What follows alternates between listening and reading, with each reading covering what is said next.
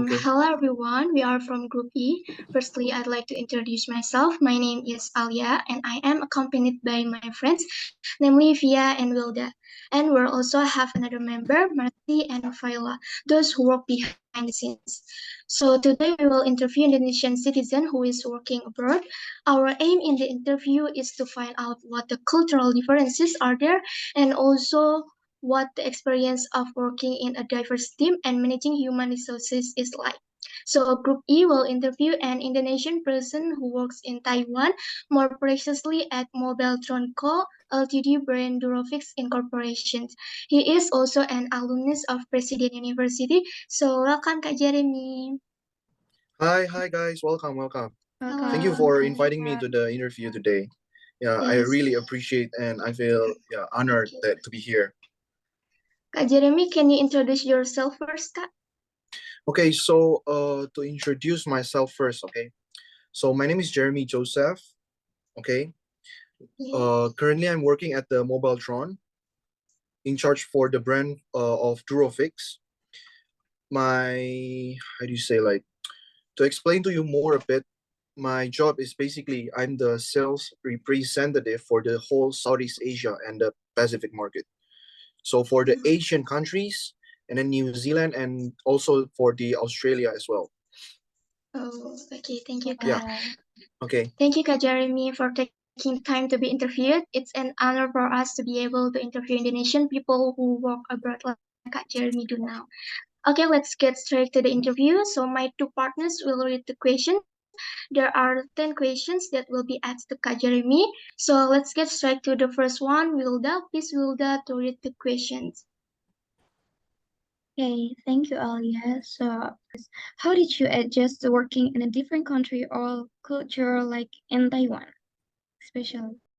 Well, for me personally, right? Since this is a new experience for me as well, because I just lived in Taiwan for 2 years more a bit, just 2 years more a bit. So I'm not like already very adjusted yet, but it's still doing fine. To adjust in a really different country than Indonesia is really like shocking at first for sure, because you know that Taiwan, right? They're actually not part of China, but they kind of related in a way because Taiwan used to be the part of China, and the culture is very different with Indonesia, as we know that Indonesia is very diverse. The cultures, the tolerance of the people, everything is just different. But still, okay, as Indonesians, because I mean, like we all of our lives, we've been surrounded by people with different races, right? Like there's people from especially in the university itself, in the President University, there's a lot of people from the Kalimantan area come and starts learning with us, and from Jakarta, from Java, from I think I used to have friends from Timor Leste, from China as well, from Germany. Yeah, so we already live in a diverse culture, so this already helps me to adjust itself. Okay, next, second question is, what were the major challenges you faced in working with diverse teams? Okay, so the major challenge is that the diverse team, they will have different thinking, they'll have different mindsets, they'll have different cultures, the way they approach people's manners, everything is different. So tolerance, I believe tolerance in being tolerable and open yourself to more critics is the best way to overcome this kind of issues. Okay. Also, how did you overcome cultural differences and language barriers in your work? Well, for the cultural differences, right? Because I'm living in their country right now, right? So I have to adjust to their cultures. And secondly, is that for the language barriers, of course, speaking Chinese is very different than speaking Indonesian English. It's completely new to me as well. But you got to find a way, to survive in here, because I believe if you working in another countries, language is the first and the main requirement. Even though you work like in some international company, yeah, right, but still everything's inside is still very using the mother language of that country. Yeah, that's right. Okay. So what strategies did you use to promote effective communication and collaboration within your university? Okay, so for me personally, right? For me personally, the way I communicate mostly, and the most effective way is to speak very directly. I mean, it's not going to be rude or anything because it's about work, right? And it may be like helpful if you can not assume anything, but just get the facts. So when you speak directly, you hope for the direct answer as well. So that way, I believe that's the easiest way to speak and to get a very clear communication and fast. Okay, so as we know that right now there are many generations such as baby boomers, generation X, Y, and Z generation. So how do you handle conflicts or disagreements that arise due to generations differences? Okay, for me personally, okay, this is still hard thing for me as well because like if you see in most of the startups, right, many of the people, employees, let's say, many of them starts with the young people. But with like for my background, I'm working in a manufacturing company, and most of the employees is the baby boomer or even the X generation people. So of course, I have this kind of experience like every day. But the one thing that I keep in mind is that just treat them like your some kind of like your granddad, like your parents. Like be nice, be respectful, especially because like there's age difference in gap. And most of them, interestingly, most of them they'll have a lot of experience to share. So maybe some of them become less decisive in many of the things, and some of them will become more decisive. So that's how you gotta, juggle and be more adaptive in those kind of situations. But morely, you'll be take care. It's very nice because they are the most experienced one. Okay, for the next question is, how did your company support and promote cross-generational collaboration? Okay, so Yeah. firstly is that I believe that working for this kind of situations, Taiwan in my city. So I'm working in a city. It's not like the Jakarta city, but I'm working in the second metropolitan area, and those cities are still considered like very traditional. So I don't get like this kind of like lessons or like some adjustments. No, I don't get any of that. But I believe that because most of my how do you say like older generation people like managers, directors, everyone is still they have like a very very young spirit. They're very very up to date to all of the things that we have in the now generation. And so most of my conversations is still is still connected. It's still we can communicate very well. And the next is, can you provide an example of a project where cross-generational collaboration led to innovative solutions or improve outcomes? Okay, so for projects, right? Let me give you a bit of example. Okay, so I'm still considered very very new in here, but I handled several projects already. Like we held a exhibition. So we're a manufacturing company, so we produce products, right? And we mainly selling the products not directly to the consumers, but we are searching for intermediate partners. So that's why we have to conduct like join many exhibitions around the world.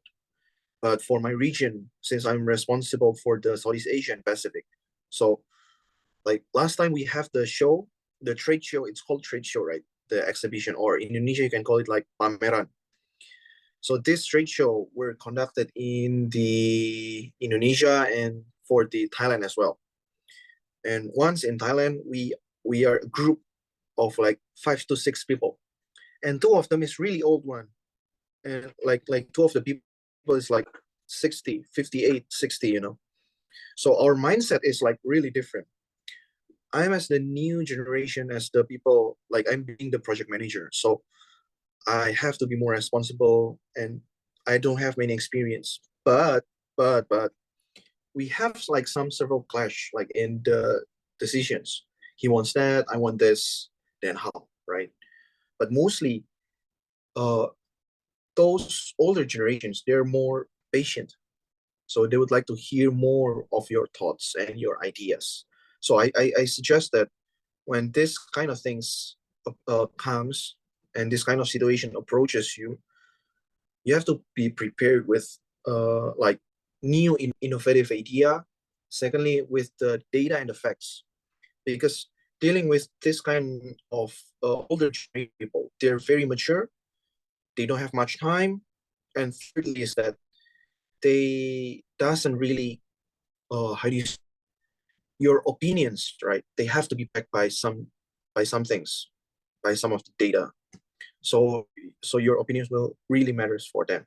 So that way, I believe those can be the solution to like, different decisions, different arguments, argumentative, and many things. Okay, next is, can you share any specific training or development program that you implemented to enhance cross-generational collaboration? Okay. So I learned this actually from when I was back in your uni, right? Because I'm alumni in the President University. So I used to join the class of 2017 and I graduated in 2021 during the COVID at that time. So back then I was joining the PUSU. I was the how do you say like self-development. I was in the self-development divisions. And I used to be a project manager for the PYLC 2018 back then. So that kind of things, right? I did a lot of like bonding, right? With creating like the bonding day, creating a lot of like activities, and then creating like some group discussions. And those kind of experience really helped me and you know like use those kind of activities in a real way in the workplace. So of course there's no like official or like some official training about this, but I believe those kind of like bonding day, right? And then activities, the main activities that I highly support and I highly suggest is for the group discussions, because they have a lot of experience and because they have a lot of experience and you're still like you know like freshman. So yeah, I believe those kind of things really can help you, like help me. How can young professionals effectively manage potential conflict or disagreements that might arise due to generational differences? Okay. Okay. So I believe that it should be like this, you know, when those arguments really arise, right? And we have to like think like in their shoes, in their age. We have to position ourselves more like in their point of view. Therefore, I believe that they can also feel that, oh, we're talking the same language, we're talking the same channel, you know. And secondly, maybe like what I've mentioned before is mainly for get your fact straight, because they'll find the fact right away as well. So that way it will not only be you and your opinion. Instead, it would be like the facts, what people already found gives you the you know the credibility to say something. Okay, and the last questions is, what are some tips for young professionals to establish a work-life balance and manage their well-being while working in cross-generational company? Okay, this is really interesting, you know, because it talks about the work-life balance and Yeah. yeah. So okay, let's say about the work-life balance, right? I believe that in many industries of workplace, right? Yeah. They have different requirements of the employees. Well, what I mean is that the context is being able to really balance the work, task, stress, jobs, related things, you know, and being able to balance it with your other part of the world, your other parts, right? After you go home at 5, to really balance that is really hard actually, because but in my own experience working in Taiwan is very fair. Okay, so firstly, the main interesting thing is that in Indonesia, I found that many people like go back home at 7, right, after work. They like do more jobs after the working hours, and they doesn't even apply for like overtime. But in Taiwan is pretty fair. I believe it's because of the developed countries provide this kind of things more, like equality in the working place, and more like the support from the company and the government. So what I mean is that, okay, for example, when you clock in, like when you go to work like 8, you can go like 5, and you can go straight away, because everyone at 5 will go home straight away. They'll no thinking. There will be no thinking like, oh, you work more, you work harder. No, it doesn't apply in here, because it's more towards the result. Yes, and secondly is that to if you work maybe like Indonesia, and you every day you go back maybe like 7, right, or 6, or yeah, around that time lah, you put more, right, effort. Yeah, it's highly appreciated because of your attitude, right? But still, you're really sacrificing your other part, right? And I believe it's not good, because to really work and be more efficient and really gives the best out of you, you need those work-life balance. But yeah, it's still a struggle in many of the industries in the world. It's still a very hard topic to really discuss, because to achieve the ideal one, oh, it's really hard. Okay, thank you, Fya. So all questions have been answered. We think your answer is enough and makes us satisfied. Okay, thank you, Kak Jeremy, for taking the time to be interviewed, and thank you for sharing your work experience while in Taiwan. It gives us an adept depth of appreciation and understanding of Taiwan culture that help us overcome culture shock. Keep up the good work, and hopefully you will always be healthy there. So good luck, Kak Jeremy. Thank you. Thank you, guys. Thank you. Kak.